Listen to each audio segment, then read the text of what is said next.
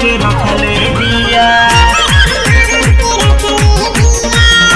मरद के रखले बिया।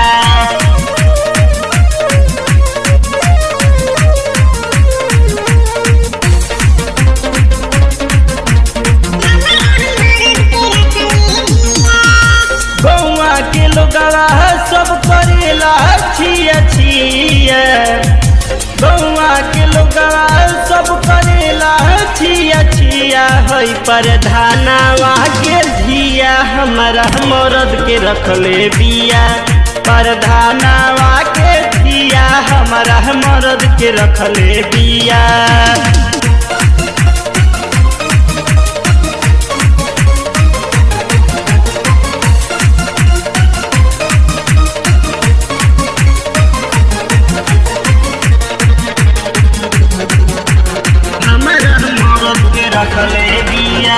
चरेल छूटा लागल नइखे लगाम हो, बाबूजी के अपना डुबावतिया नाम हो, बावतिया नाम हो।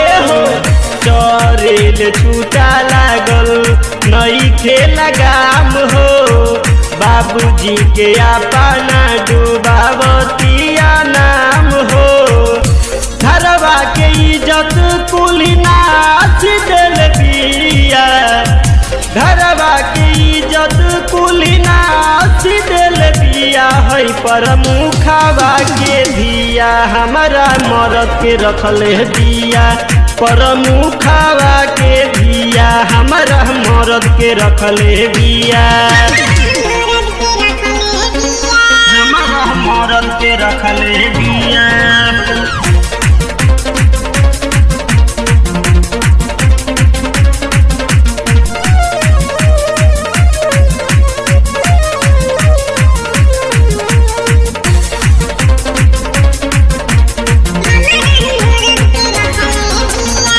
पाँची गोलई कवन से कैले बेयारी, कहेला सभे भइल बिया खेलवारी, बिया खेलवारी हो।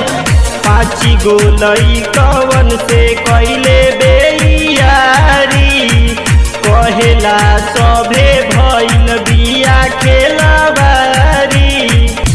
देखी रहनिया एकर जरे हमर जिया, देखी रहनिया एकर जरे हमर जिया। है कोटदारवा के धिया हमर मरद के रखले बिया, कोटदारवा के धिया हमारा मरद के रखले बिया।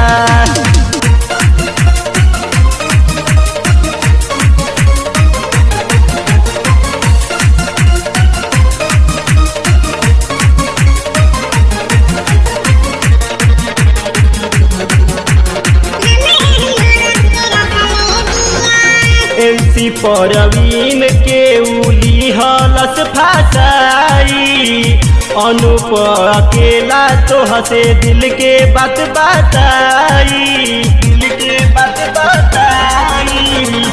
MC परवीन के उली हलस फासाई, अनुप अकेला तो हसे दिल के बात बताई।